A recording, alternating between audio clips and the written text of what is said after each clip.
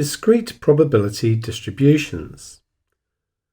A discrete probability function, probability of x being x, or as we've abbreviated it to quite often, just p of x, has the following properties.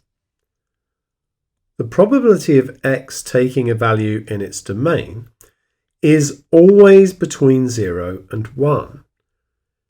If you think back to earlier work on probability, you know the probability scale goes between 0 and 1, where 0 is something that is impossible and 1 is something that is certain, and all probabilities lie in between.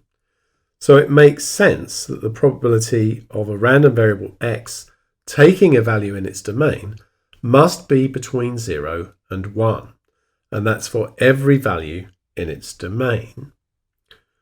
The sum over all values in the domain of the probability of x being x must be equal to 1. We pointed that out in the previous example. When we consider all values of x, we're considering every possible outcome. If we add the probabilities of those, it must come to 1 because it's certain that we're going to get one of those outcomes.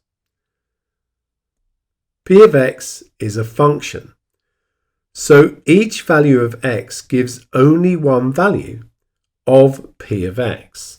So what we can't have is the probability of x being 2 being equal to both a half and a third, for example.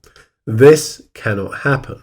The probability of x being 2 has to be one specific value.